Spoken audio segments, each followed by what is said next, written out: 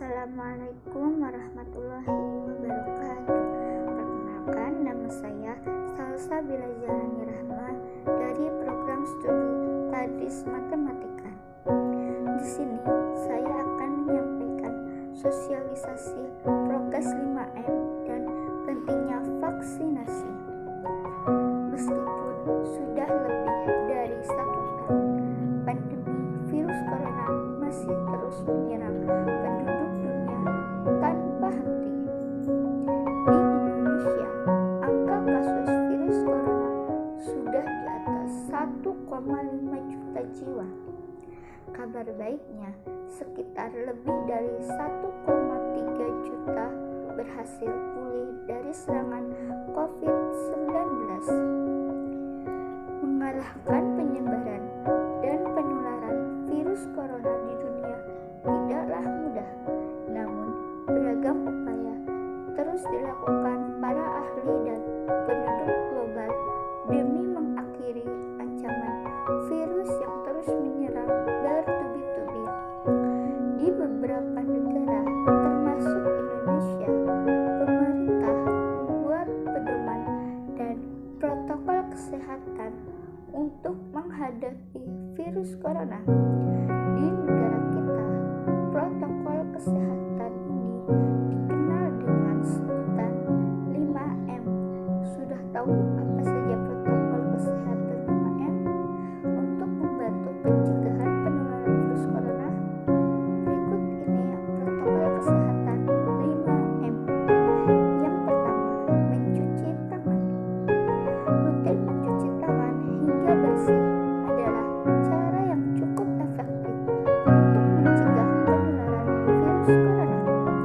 Untuk hasil yang maksimal, kita disarankan untuk mencuci tangan setidaknya selama 2 detik beberapa kali sehari, terutama saat yang pertama sebelum memasak atau makan, yang kedua setelah menggunakan kamar mandi, yang ketiga setelah menutup hidung saat batuk atau bersin. Untuk membunuh virus dan kuman-kuman lainnya, gunakan sabun, air, atau hand sanitizer. Yang kedua, memakai masker. WHO mengeluarkan kebijakan untuk semua orang, baik yang sehat maupun yang sakit, agar selalu menggunakan masker saat beraktivitas di luar rumah. Menggunakan masker di dalam rumah pun perlu dilakukan ketika yang pertama terdapat anggota keluarga yang terinfeksi COVID-19. Yang kedua, terdapat anggota keluarga yang berpotensi terkena COVID-19 karena aktivitas di luar rumah. Yang ketiga, merasa terjangkit atau mengalami gejala COVID-19. Yang keempat, ruangan sempit. Yang kelima, tidak bisa menjaga jarak minimal 2 meter. Yang ketiga, menjaga jarak dengan orang lain minimal 1 meter untuk menghindari terkena lendir dari orang yang berbicara, batuk, ataupun bersin, serta menghindari kerumunan, keramaian, dan berdesakan. Bila tidak memungkinkan melakukan jaga jarak, maka dapat dilakukan berbagai rekayasa administrasi dan teknis lainnya. Rekayasa administrasi dapat berupa pembatasan jumlah orang, pengaturan jadwal, dan sebagainya. Sedangkan rekayasa teknis antara lain dapat berupa pembuatan partisi, pengaturan jalur masuk dan keluar, dan sebagainya. Yang keempat, menjauhi kerumunan. Masyarakat diminta untuk menjauhi kerumunan saat berada di luar rumah. Ingat, semakin banyak dan sering kita bertemu orang, maka kemungkinan terinfeksi virus corona pun semakin tinggi. Oleh sebab itu, sedang sakit atau berusia di atas 60 tahun atau yang disebut dengan lansia. Menurut riset, lansia dan pengidap penyakit kronis memiliki resiko yang lebih tinggi terserang virus corona. Yang kelima, mengurangi mobilitas. Virus penyebab corona bisa berada di mana saja. Jadi, semakin banyak diri kalian menghabiskan waktu di luar rumah, maka semakin tinggi pula terpapar virus jahat ini. Oleh karena itu, bila tidak ada keperluan yang mendesak, tetaplah berada di rumah. Menurut Kemenkes, meski sehat dan tidak ada gejala penyakit, belum tentu diri kalian pulang ke rumah dengan keadaan yang masih sama. Pasalnya, virus corona dapat menyebar dan menginfeksi seseorang dengan cepat. Selain menerapkan protokol kesehatan 5M, jangan lupa untuk selalu meningkatkan sistem kekebalan tubuh dan vaksinasi.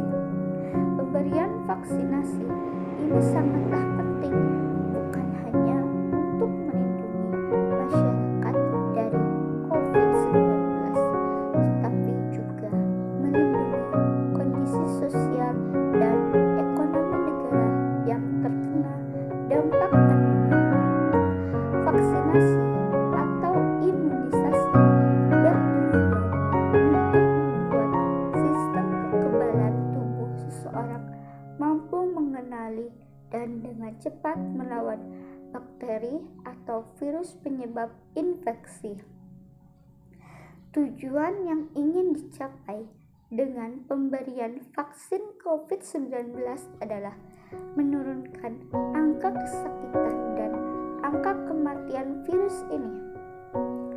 Meskipun tidak 100% bisa melindungi seseorang dari infeksi virus corona, vaksin ini dapat memperkecil kemungkinan terjadinya gejala yang berat dan komplikasi akibat COVID-19. Selain itu, vaksinasi COVID-19 bertujuan untuk mendorong terbentuknya herd immunity atau kekebalan kelompok. Hal ini penting karena ada sebagian orang yang tidak bisa divaksin karena alasan tertentu. Orang yang tidak dianjurkan untuk menerima vaksin atau tidak menjadi prioritas untuk vaksin COVID-19 antara lain anak-anak atau remaja berusia di bawah 18 tahun dan orang yang menderita penyakit tertentu, misalnya komorbid atau penyakit penyerta seperti gangguan pernafasan, diabetes, atau hipertensi yang tidak terkontrol. Jadi, dengan mendapatkan vaksinasi COVID-19, kalian tidak hanya melindungi diri sendiri, tapi juga orang-orang di sekitar Anda yang belum memiliki kekebalan terhadap virus corona. Untuk itu, mari kita jaga diri dan orang-orang di sekitar dengan cara tetap terapkan protokol kesehatan 5M jika beraktivitas di luar rumah, dan jangan lupa vaksinasi untuk mencegah penularan dan penyebaran virus corona di Indonesia. Selain itu, jangan lupa untuk selalu meningkatkan sistem kekebalan tubuh agar terhindar dari infeksi COVID-19. Sekian sosialisasi yang dapat saya sampaikan. Kurang lebihnya mohon maaf. Akhirul kalam. Wassalamualaikum warahmatullahi wabarakatuh.